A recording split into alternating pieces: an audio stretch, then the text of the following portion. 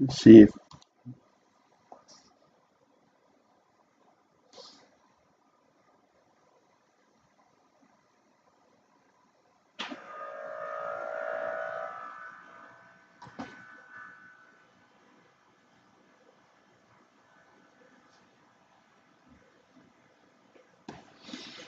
okay, we're back again. No new updates yet. 1004. They have found 1003. That's a new record for this potential hurricane. They have found 42 knots and 13 millimeters of rain per hour.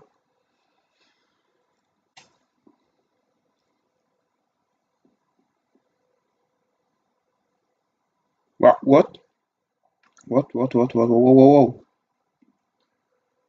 995? Have they found 995? Is it what? This is the pressure? No, it's the wind. Yes. Damn it. Extrapolated sea level pressure. Isn't this? Yeah, I think this is the pressure. But this is flight level wind. So it can't be the pressure, but what the fuck is the pressure then? Damn it. I really hope they found below 1,000. Well. Let's see if new. Damn it. New update.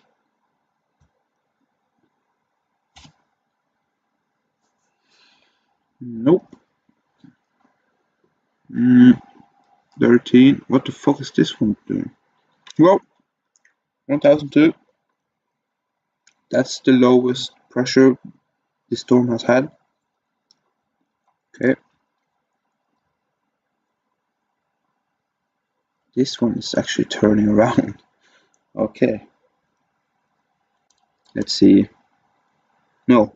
I think it's going home.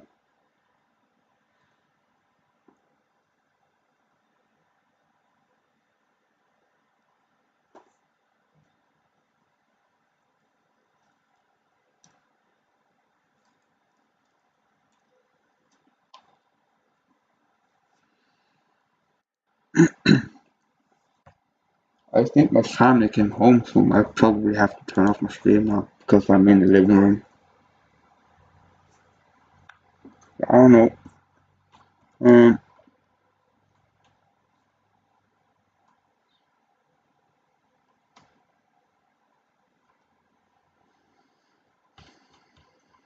New update? Yes. Okay. 20 knots. I think this is around the center of the storm, just because of the lowest pressure there.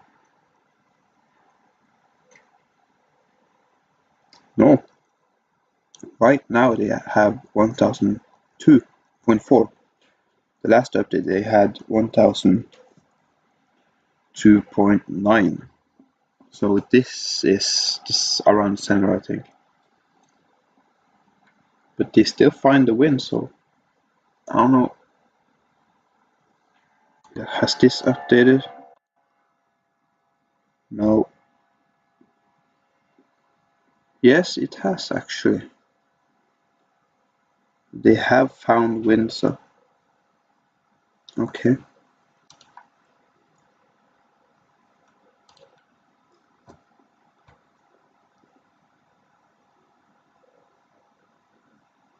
But I don't see that here. Oh, 1000. Oh, this was 1002. Okay.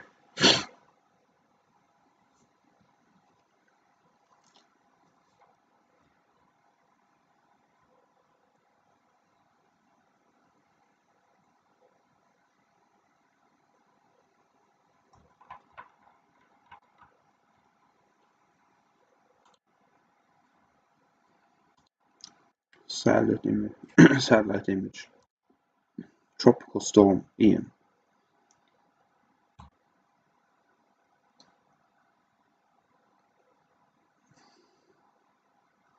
Nothing special yet. See the water vapor. So it tends to go around, but and yesterday this storm was expecting to go here, and now it's here. So forecast models. Let's see.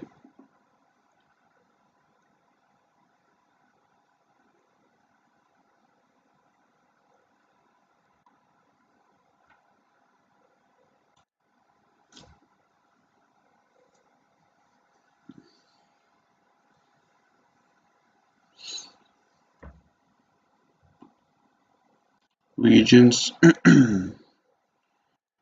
Okay.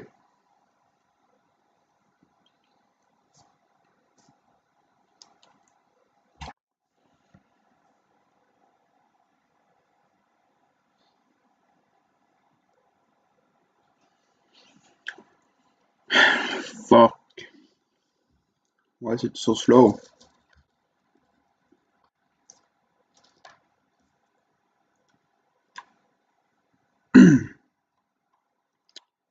Why?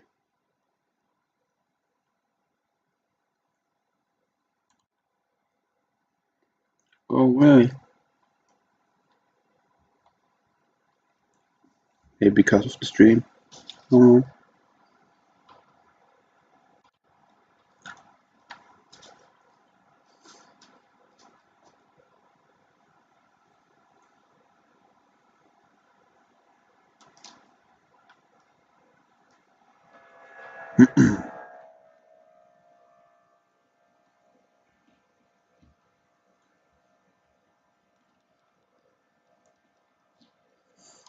Let's try again.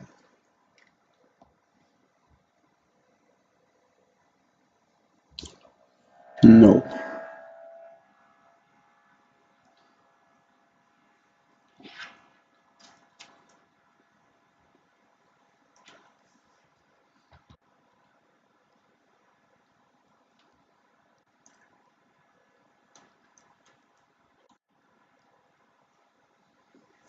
Okay.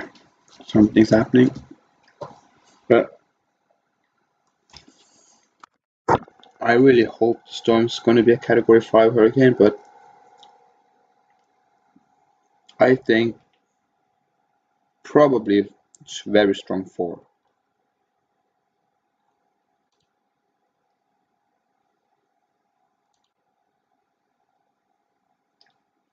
Oh wow. Is it this one? Yes. Here we have it. We have the storm. So, swirling around. It wasn't doing that yesterday. But nothing special. Okay.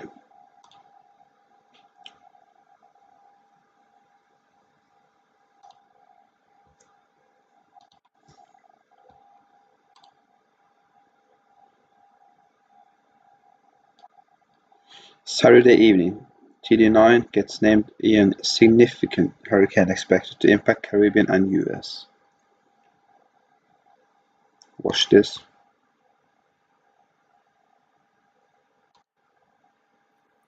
Hi, this is the Tropical Tidbit for Saturday evening, September 24th. As always, the thoughts in this video are mine alone, and in making decisions, consult the National Hurricane Center and your local weather office for the best information. Our survey of the Atlantic today remains busy, but some storms are drawing to a close. This is ex-Hurricane Fiona at the top of your screen, which went through a powerful extratropical transition and hooked into Nova Scotia, now turning toward the northeast as it begins to decay, but still in the process of providing severe impacts to a large region of southeastern Canada, and hopefully everyone scrapes by with just some power outages, but everyone stays safe during the remainder of this storm event. We also have Tropical Storm Gaston now moving on from the Azores Islands, where it provided tropical storm conditions to the region and is now moving westward and beginning to weaken with less thunderstorm activity and will continue dissipating over the next few days. And finally, Tropical Storm Hermine, which is also in the process of decaying quickly as it moves into cooler and more stable air and cooler water as it moves slowly toward the north and then probably toward the west, and will not reach the Canary Islands, but there is heavy rain moving that direction nonetheless on the northeast side. And finally, a tropical wave still being watched in the central Atlantic, not developing, still weak, dry air and stability limiting it so far, and it's not moving anywhere quickly, so no threat to land, and we won't be talking about that today. What we are going to spend the entire video on is Tropical Storm Ian in the central Caribbean, which now looks much more like a bona fide tropical storm today. This is a zoomed-in view. You can see Jamaica just at the top of your screen there for reference.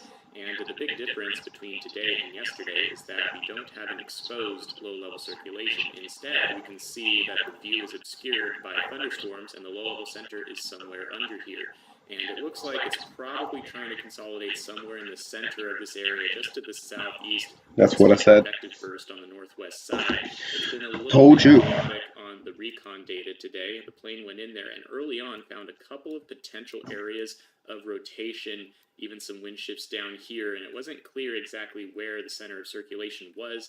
They found northerly wind here, and then suddenly they went up here and found southeasterly wind later, and then another area of rotation farther to the west. It does appear that this one may eventually become dominant because it's stacked right underneath the area of mid-level rotation. It's right here on the satellite where you can see the maximum visual rotation on these clouds is roughly in here, and the clouds that we're seeing on this loop are mostly mid-level. And that's right where the recon kind of found that new center underneath. So I suspect this will likely become dominant. The strongest winds are in this burst of convection on the northwest side. You can see here there was a little area of 40 mile per hour winds or so, but most of these winds are 30 miles per hour under that over this spot here. So the system is a little discombobulated for now, but the reason that this is looking like a more bona fide tropical storm today with convection on the increasing wind shear that we talked about. There's no longer a strong northeasterly push on the system, and that has weakened dramatically compared to yesterday. So as we've been talking about for a few days now, conditions are ripe for Ian to strengthen as it moves toward the northwest here to the south of Jamaica into the northwestern Caribbean, and rapid intensification is likely at some point within a couple of days. This is a microwave pass from GPM just to illustrate that there is an area of curvature in the convection illustrated right where the recon had that center, just some wrapping banding here. You can see the structure starting to take shape. Looks like it may consolidate right in there. So in terms of the track forecast, we've seen a bit of a shift in the modeling farther west today in light of the fact that Ian is consolidating a little bit farther southwest than at least some of the models expected. For example, this is the European model showing where it has Ian centered this afternoon. But if you go back to the last few runs, you'll see that during the past couple of days, it's been farther to the northeast than it currently is. So where Ian actually is a little bit farther southwest here. Again, it's not a huge difference, but as we've been talking about for the last couple of videos, this makes all the difference going forward in the track. If we look at the European model, it's moving to the southwest of Grand Cayman, which right here, the model was going over or east of Grand Cayman before. And if we follow this up into the western end of Cuba by Tuesday afternoon, we have it right here. And if we look at the model run from Thursday afternoon at the same time, forecast from Thursday afternoon for Tuesday, we see the storm farther northeast near the Florida Keys or in the Florida Straits here. And so this is following the pattern that we've been talking about, where the farther northeast the system tracked near Jamaica and the Cayman Islands, the faster it would arrive in the vicinity of Cuba and Florida, and the farther east it would go. But if it goes farther west and south initially, that holds true going forward as well, and it's also slower to arrive in the Gulf of Mexico. So if we look at the GFS, it arrives in the Gulf of Mexico a little bit later, reaching the latitude of the Keys by Wednesday, and at a much farther west kind of track than the European model has it, and certainly farther west than some of the runs that were going straight into the Florida Peninsula just a day or two Any ago. updates? Now there is a lot of spread here. We can see where the GFS is on Tuesday afternoon. The European model still significantly far up east, so I think some of these trends in the initial position of the hurricane are still working their way into the models, although the European has corrected its current position right now. Some of that data is still working its way through the model cycles. So this evening and tomorrow morning, I suspect we'll see a little bit of a narrowing in the model guidance. At least that's the hope, so we have some greater confidence. But right now, the trend is positive for Jamaica. You may get away with just some rain from this and not much else. And then for Grand Cayman, really watching for any kind of westward jog here in the track, because we've gone from showing a direct hit on some of these models to near misses, and in the case of the GFS, a really strong hurricane where the core passes well to the west of the island. There would still be tropical storm conditions there in a case like this, but not a major hurricane strike, which is good news so far. Let's hope that continues. Now, as we continue into the Gulf of Mexico part of the hurricane's track, it's really going to depend on the launching point again. You know, Euro's here, GFS is here. This means all the difference for the Gulf Coast in Florida, because, you know, the Florida Peninsula is oriented like this. The difference between a track that's here versus just a little bit farther west means a huge difference in the location along the coastline of any kind of potential landfall. So because of the geography, you know, it's kind of hard to talk about specific landfall points in Florida. But because we have seen a slightly westward shift in the modeling today, there's been a corresponding shift in the consensus expectation for where the storm could impact the state of Florida. Looking at the 500 millibar chart from the European model Tuesday afternoon, again, here's where this model has the storm over western Cuba by this time. And the big constant on all these model runs has been this huge long wave trough in the upper levels over the northeastern U.S. That's causing a break in the steering ridge, where we have a ridge to the east of Ian imparting a southerly steering flow, ushering the storm northward. And we have another ridge over Texas in the southwest, which is imparting a weak northerly flow in the mid-levels in the western Gulf. In between, there's a lane where the storm is trying to come north due to the presence of this big trough over the northeast U.S. Now, on the European, this trough lingers for a little bit longer than on the GFS. You see this piece remain dug in over West Virginia, and so this steering ridge to the east is, in combination with the trough, yanking this northeastward and into the Florida Peninsula, ultimately, on this particular model run in the vicinity. Fucked.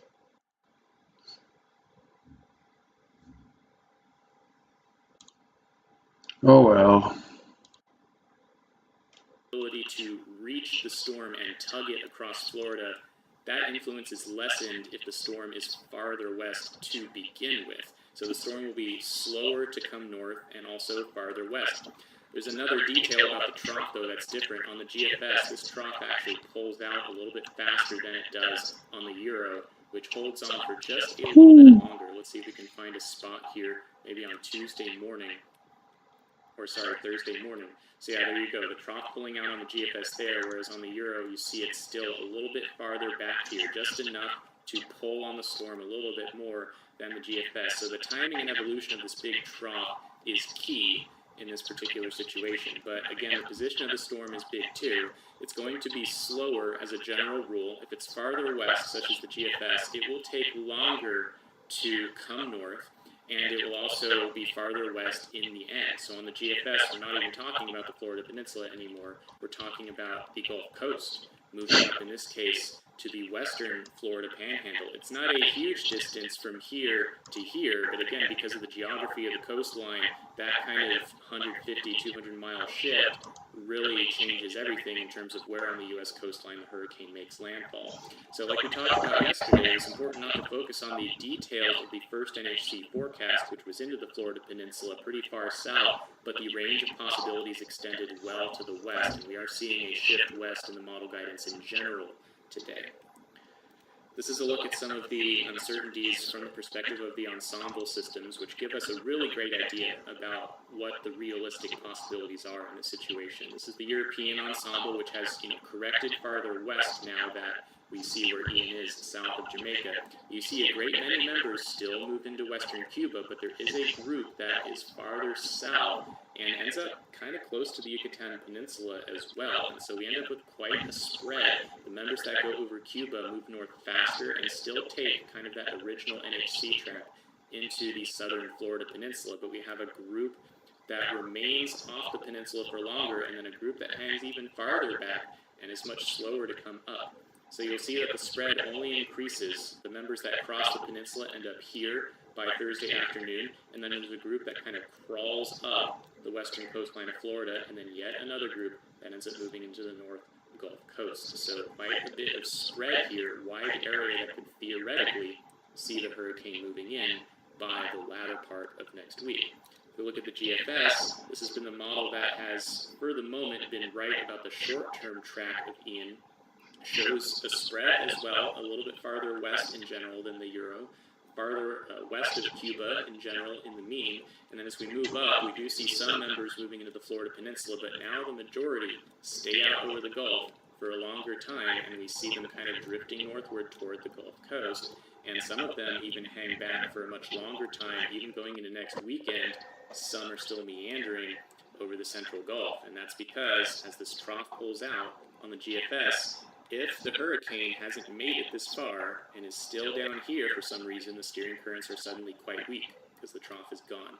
So the hurricane could move more slowly than anticipated in some outcomes. Now, we need to talk about the intensity forecast and how it relates to this track forecast, because we've talked about the uncertainty in the track, but there's actually 3 distinct scenarios that can occur with the intensity as a result, and it centers around the presence of that big trough. If we look at the 200 millibar flow, so in the upper levels, on the GFS ensemble mean, Tuesday afternoon, the model has it in the Yucatan channel. You'll see that the base of the trough is up here. It's kind of off your screen, but you can see the strong jet that results in the upper levels on the base of that trough. And you can see the subtropical jet kind of comes across the northern Gulf of Mexico and then merges into that trough, so we have a strong zone of southwesterly flow. Now let's assume for a minute that the storm crosses western Cuba and makes a move toward the Florida Peninsula. In that eventuality, the storm would be optimally positioned relative to this jet streak to allow strong outflow in the upper levels, and it would actually favor intensification of the hurricane during its approach toward the Florida Peninsula. But if the storm is a little bit farther west, it's not going to hit the peninsula first. It's going to take longer to get farther north before hitting land. So in this case, like on the GFS, you'll see that it starts moving into this zone of southwesterly flow. So wind shear starts increasing to a prohibitive level. And the reason it's so bad is because not only do we have southwesterly flow aloft, but we have the opposite at the bottom, because behind that big trough to the north is a big surface high, and that's driving northeasterly winds offshore of the Gulf Coast. That's the exact opposite of the upper level flow at this level. So that change with height is a very strong shear zone, over 40 knots in some of the model runs that we've seen. So on the GFS, for example, if we look at the hurricane get real strong in this part of the Gulf where conditions are optimal, as soon as it comes north, watch what happens. That pressure number starts rising, and we start seeing dry air in the core. The storm gets completely sheared on its way toward the coast due to that really strong shear, and it's all because it took so long to come north, and it's much farther north at the landfall point than somewhere down here. If it's down here at landfall, it could be